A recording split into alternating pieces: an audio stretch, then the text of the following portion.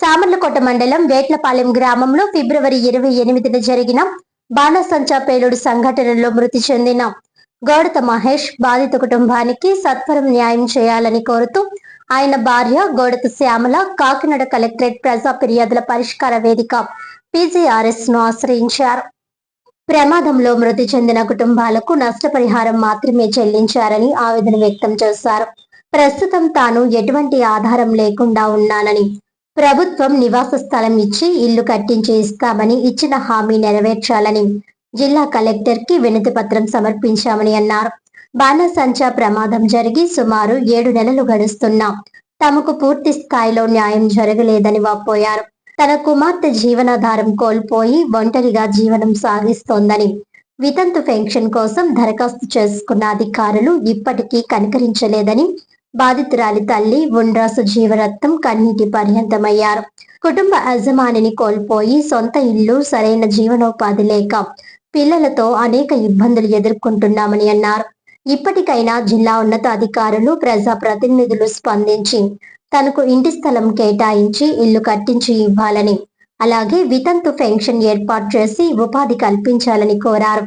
దీనిపై కలెక్టర్ సానుకూలంగా స్పందించి న్యాయం చేసేలా చర్యలు తీసుకుంటామని హామీ ఇచ్చారని తెలిపారు.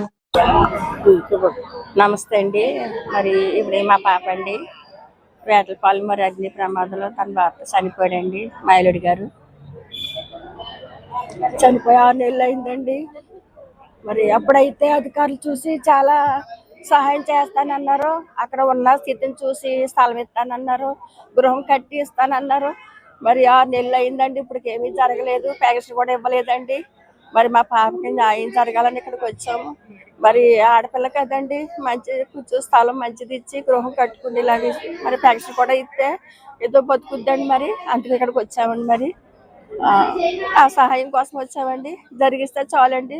మరి ఆ పాప కూడా ఏ పని ఇంతవరకు చేయలేదు. వర్తనాల్లోనే ఇంట్లోనే ఉండేది. మరి ఇప్పుడు ఆ పిల్లకి ఆధారం లేదు. ఆధారం మరి గవర్నమెంట్ వారు కల్పిస్తారని మేము ఆశించి వచ్చామండి. మరి మరి మీరు జరిగిస్తారని ఆశిస్తున్నామండి. మరి అంతే. మాది వేటలపాలెం అండి. మొన్న ఫిబ్రవరి 28ని మా ఆయన గారు బాణసంచి ప్రమాదంలో చనిపోయారండి. ఇప్పటి వరకు కూడా మాకు పెన్షన్ కానీ ఇల్లు స్థలం ఇస్తానన్నారు, అవి కూడా ఇవ్వలేదండి. మరి ప్రభుత్వం మాకు పెన్షన్లోని ఇల్లు స్థలం ఇచ్చి కట్టించి ఇవ్వాలని కోరుకుంటున్నానండి. నేను ఇంట్లోనే ఉంటానండి, ఏ పని కూడా లేదు. మరి పని కూడా ఏదన్నా కల్పించాలని కోరుకుంటున్నాను. 2 పిల్లలతో మేము గుడిసెలోనే ఉంటున్నామండి. అలాగా సొంతం అంటూ ఇల్లు లేదు, మరి ఇవ్వాలని కోరుకుంటున్నాను.